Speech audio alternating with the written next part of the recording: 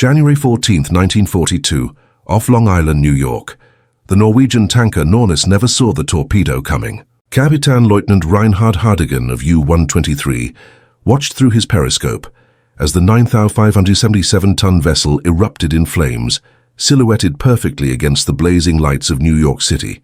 Within sight of American shores, Nazi Germany had just opened a new front in the Battle of the Atlantic. And for the next 6 months, German submarine commanders would feast on helpless merchant ships like wolves among sheep. U-boat crews couldn't believe their luck. Cities from Boston to Miami blazed with lights. Lighthouses guided navigation. Ships sailed alone, fully lit, following predictable routes. This wasn't warfare, it was a shooting gallery. The Germans named it Die zweite glückliche Zeit, the second happy time. What the U-boat commanders didn't know as they prowled American waters was that they had awoken a sleeping industrial giant. The same mass production techniques that had revolutionized the American automobile industry were about to be applied to shipbuilding. And those crude, slow, ugly ducklings they mocked, the Liberty ships, would become the cargo-carrying key to Allied victory, outlasting every U-boat sent to sink them. The mathematics of industrial warfare was simple but brutal. Build ships faster than the enemy could sink them. Between 1941 and 1945, American shipyards would construct 2,110 Liberty ships. German U-boats would sink 3,500 Allied merchant vessels across all theaters.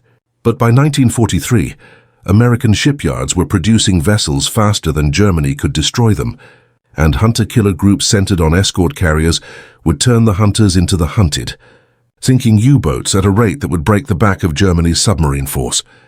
The killing ground, Operation Drumbeat. When Adolf Hitler declared war on the United States on December 11, 1941, Grand Admiral Karl Dönitz saw opportunity written in blood. For 2 years, his U-boats had ravaged British shipping in what submariners called the first happy time. Now, with America's entry into the war, a virgin hunting ground lay before him. Thousands of miles of undefended American coastline. On January 1, 1942, Dönitz launched Operation Paukenschlag, Operation Drumbeat. Only 5 Type 9 long-range U-boats were available for the initial assault. U-66, U-109, U-123, U-125, and U-130. These submarines had the range to patrol American waters for extended periods, each carrying 22 torpedoes and enough fuel for a 12,000-mile voyage. British intelligence intercepted German radio traffic. Commander Roger Wynne of London's submarine tracking room correctly deduced their destination and warned the Americans. A heavy concentration of U-boats off the North American seaboard.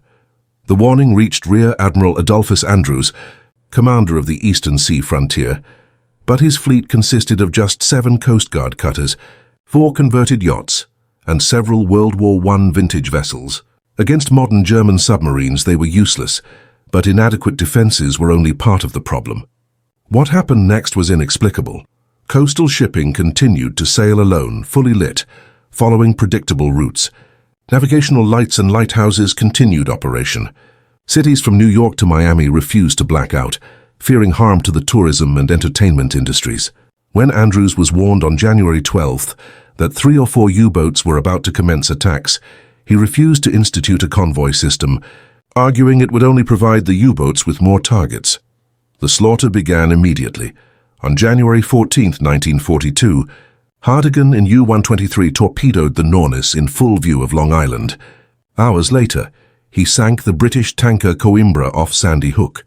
No warships were dispatched to investigate. For the next month, the 5 U-boats operated with impunity. They hunted at night, surfaced and brazen. Merchant ships were perfectly silhouetted against the glow of coastal cities. U-boat commanders could actually see cars driving along shore roads, their headlights providing navigation markers. Some U-boats surfaced to shell cargo ships with their 80mm deck guns, saving precious torpedoes for bigger targets. In just 9 days, 27 ships went to the bottom. Reinhard Hardigan in U-123 sank 7 ships totaling 46,144 tons before running out of torpedoes. Ernst Kaus in U-130 destroyed 6 ships of 36,988 tons. Robert Richard Zapp in U-66 claimed 5 vessels. They returned to France as heroes, greeted with champagne and medals, and the massacre had only begun. The arsenal of democracy, while U-boats prowled American waters, a quiet revolution was unfolding in shipyards from Maine to California. The man behind it had never built a ship in his life. Henry J. Kaiser was an industrialist who had made his fortune constructing dams, the Hoover, Bonneville, and Grand Coulee among them. He was a fierce proponent of American intervention against Nazi Germany, and in 1940, he convinced President Roosevelt that he could revolutionize shipbuilding by applying assembly line techniques to vessel construction. Traditional shipyards built ships one at a time, assembled from keel to deck at a single location. Kaiser proposed something radical: prefabrication. Ships would be constructed from massive sections built throughout the country, 250,000 parts per vessel, fabricated in 250-ton sections, then transported to shipyards where they would be welded together.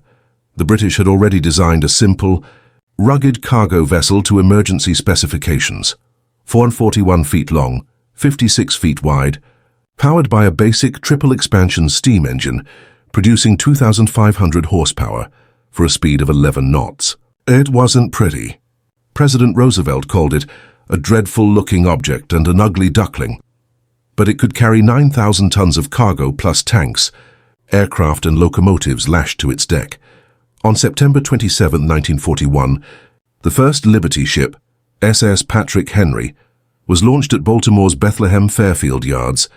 Roosevelt attended, invoking the Revolutionary War patriots' famous words, "Give me liberty or give me death." These ships, he declared, would bring liberty back to Europe. Initially, construction took 230 days per ship. By 1943, the average had dropped to 42 days. 16 shipyards across America produced vessels in an industrial symphony. At peak production in 1943, American yards were launching 140 Liberty ships per month, more than one ship every 6 hours.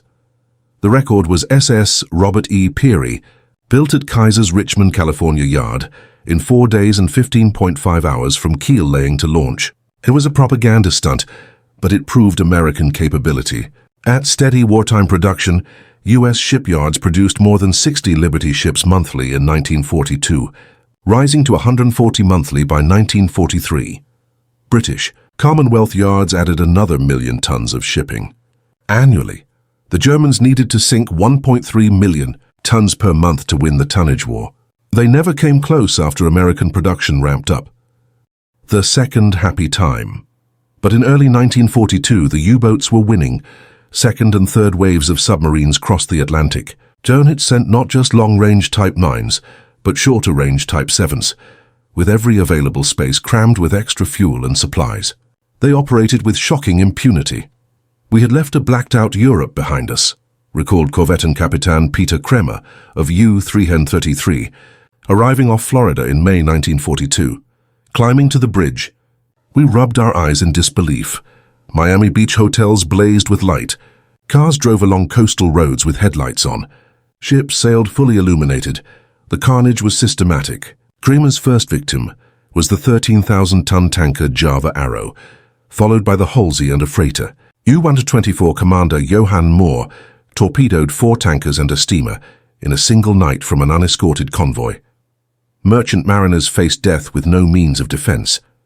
Ships carried no weapons initially. No escorts protected them. No air cover watched for U-boats. They sailed alone into killing grounds, targets in a shooting gallery. The American response was criminally inadequate. Fleet Admiral Ernest J. King, Commander-in-Chief of the U.S. Fleet, resisted British recommendations for convoy systems, escort coordination, and coastal blackouts. Resources were stretched thin. The Pacific Fleet had been savaged at Pearl Harbor, and King prioritized offensive operations over defensive measures. Not until April 1942 did Washington finally order an East Coast blackout. Even then, the order was half-hearted. Cities complied grudgingly. Tourism interests lobbied successfully for exemptions. Ships continued to sail alone. The statistics told the story of disaster. From January to August 1942, Axis submarines sank 609 ships totaling 3.1 million tons in American waters and adjacent areas. Roughly 25% of all Allied shipping sunk by U-boats during the entire war. Only 22 U-boats were lost in return. It was the most lopsided victory in the Battle of the Atlantic. 5,000 merchant mariners and passengers died. Many burned alive in flaming oil. Others drowned in frigid waters. Some drifted for days in lifeboats only to die of exposure. The American merchant marine suffered the highest death rate of any U.S. service. 9,021 killed from 243,000 who served, 1 in 26, higher than Marines. Higher than Army, higher than Navy. The tide begins to turn. The first successful American U-boat kill came on April 14, 1942. USS Roper, a World War I vintage destroyer, detected U-85 using British Type 286 radar off Cape Hatteras, North Carolina. The submarine attempted to flee on the surface, firing a single torpedo. Roper dodged and closed to 300 yards, illuminating U-85 with searchlights. 46 3-inch shells shredded the submarine. It sank with all hands, the first of 783 U-boats that would be destroyed during the war. By May 1942, Admiral Andrews finally had resources to organize proper convoys. The U.S. Atlantic Fleet released destroyers and escorts. 300 patrol planes operated from 19 airfields. An interlocking convoy system protected coastal shipping. In the next 3 months, 1,400 vessels transited Andrews's convoy system. Only 3 were sunk. Dönitz noticed immediately. Losses dropped. His submarines found fewer targets. In May, only 6 merchant ships were sunk off the U.S. East Coast. The second happy time was over, but the Battle of the Atlantic was far from won. Wolfpacks and convoy battles. Dönitz shifted tactics. His U-boats returned to the mid-Atlantic, where they could attack convoys beyond the range of land-based aircraft. He organized them into wolfpacks, coordinated groups of 15 to 20 submarines that would converge on a single convoy, overwhelming its escorts through sheer numbers. The peak of the Atlantic convoy battles came in March 1943. U-boats sank 567,000 tons of Allied shipping that month. The battle for convoys HX-229 and SC-122, sailing just 150 miles apart, became the largest convoy battle of the war. 21 U-boats attacked, sinking 21 merchant ships. Nearly 80% got through, but the losses were staggering. British Prime Minister Winston Churchill later wrote, "The only thing that really frightened me during the war was the U-boat peril." Then came May 1943, Black May Black, May the turning point.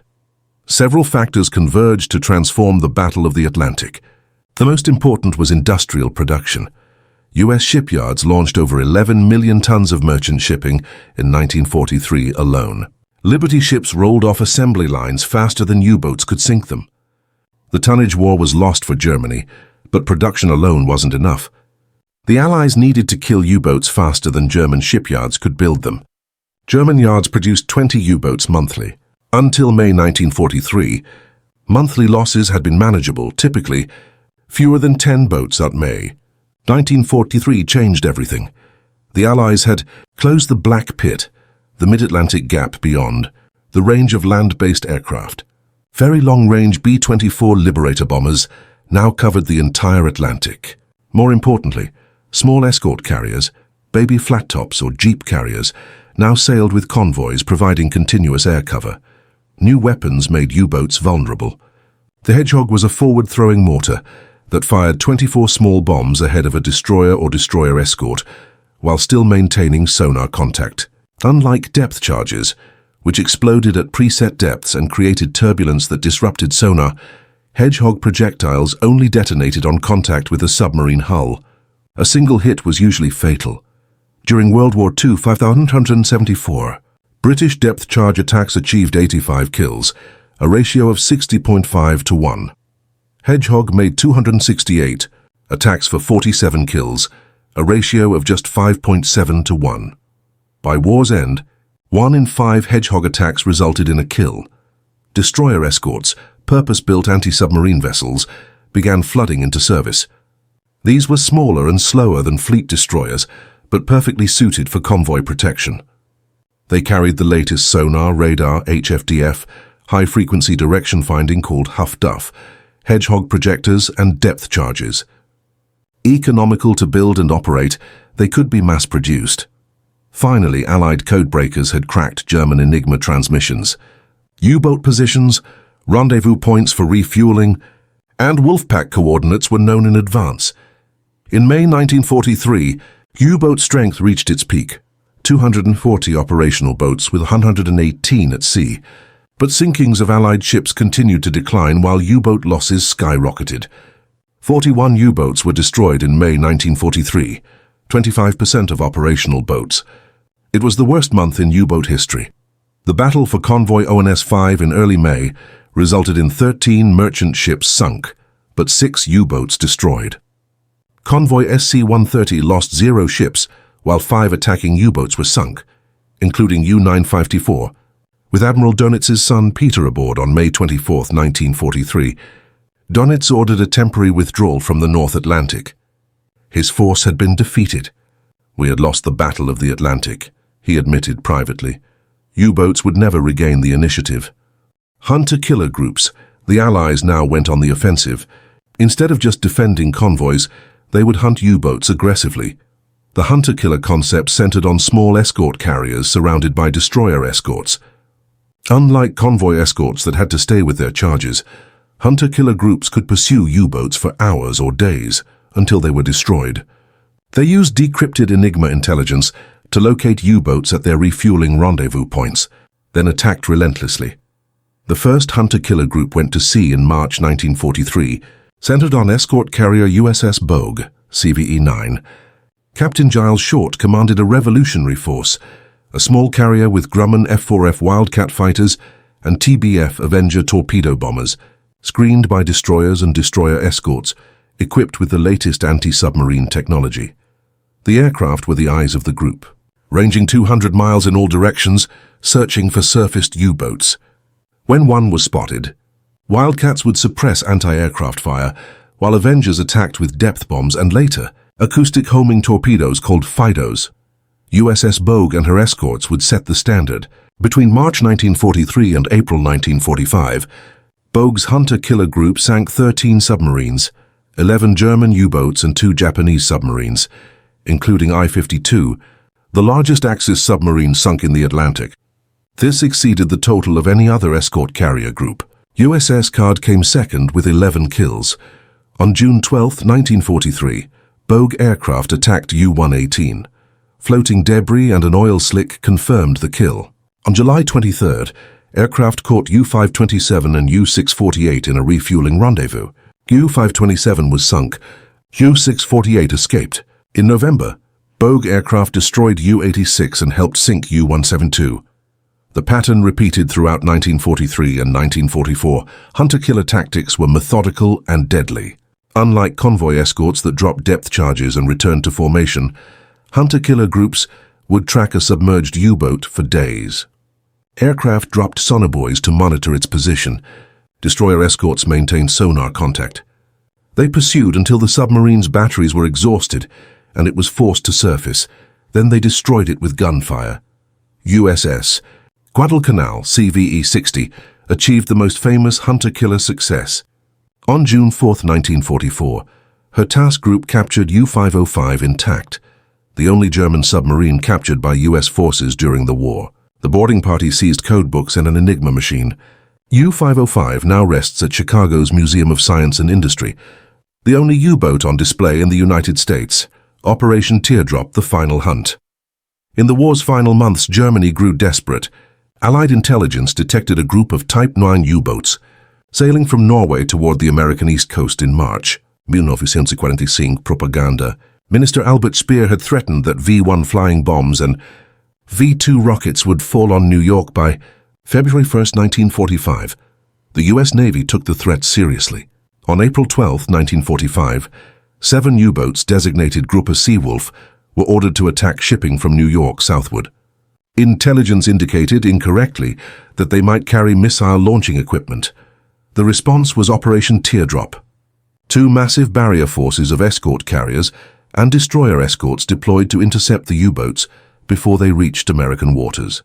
4 escort carriers, Bogue, Cork-Creighton, and Mission Bay, led more than 40 destroyer escorts in the largest anti-submarine operation of the war. Severe weather hampered operations, but the barrier forces were relentless.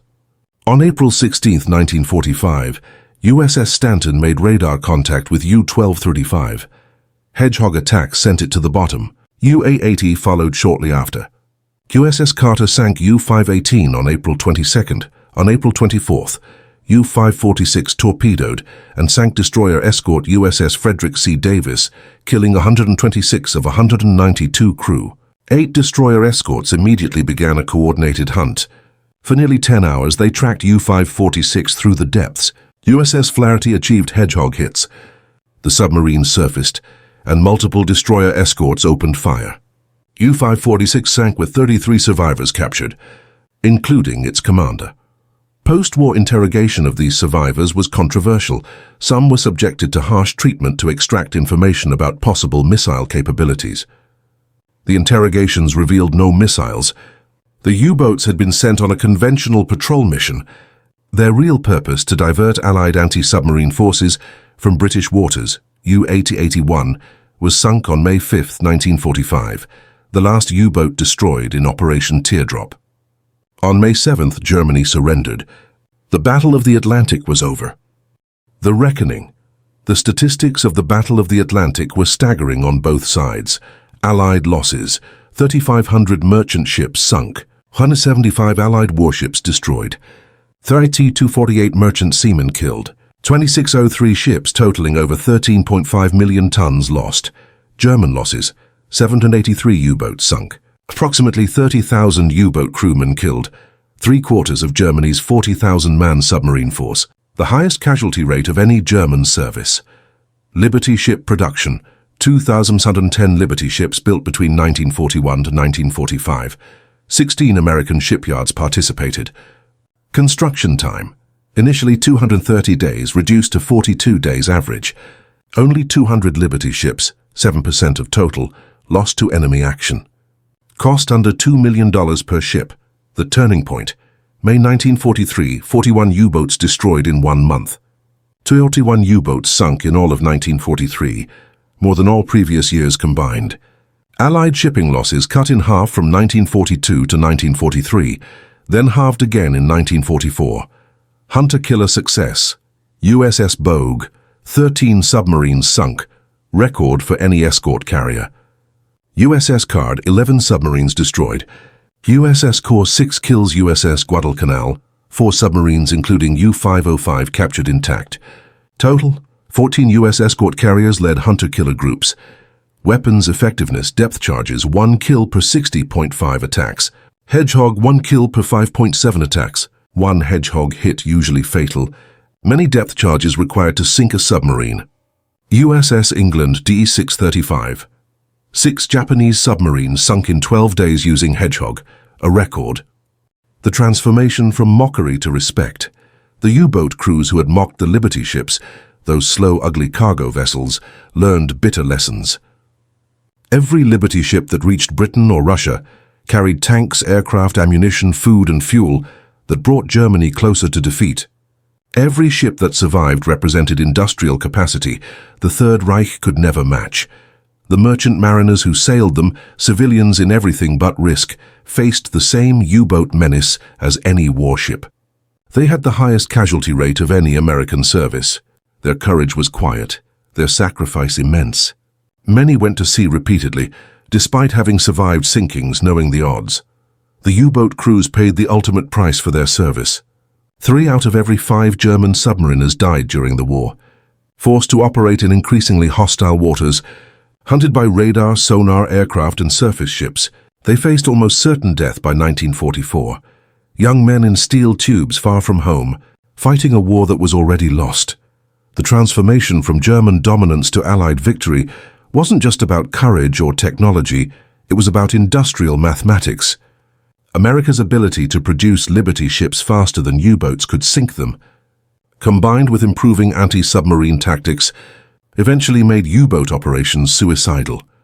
Admiral Dönitz had needed to sink Allied ships faster than they could be replaced. He never achieved that goal after mid-1942. American shipyards produced 6 million tons of shipping in 1943 alone. British Commonwealth yards added another 1 million tons. Even at the height of the U-boat offensive, German submarines couldn't match that production. The hunter-killer groups, escort carriers, destroyer escorts with Hedgehog mortars, long-range aircraft radar sonar HFDF, code-breaking, all converged to transform the Battle of the Atlantic from a German shooting gallery into an Allied victory. On May 28, 1945, the US Navy and British Royal Navy issued a joint statement. Effective at 2001 this date, Eastern Standard Time, no further trade convoys will be sailed. Merchant ships by night will burn navigation lights at full brilliancy and need not darken ship. For the first time in 6 years, ships could sail safely across the Atlantic with lights burning. The longest battle of World War II was won. The Liberty ships, those ugly, slow cargo vessels the U-boat crews had mocked, had outlasted every submarine sent to sink them. American industrial might, combined with Allied courage and innovation, had defeated the U-boat menace. The Germans had mocked the Liberty ships as easy targets. Instead, they became the cargo-carrying key to Allied victory. And the hunter-killer groups that protected them sent over 50 U-boats, and eventually 783 in total, to the bottom of the Atlantic. Industrial warfare had spoken. The verdict was final. The U-boats had lost.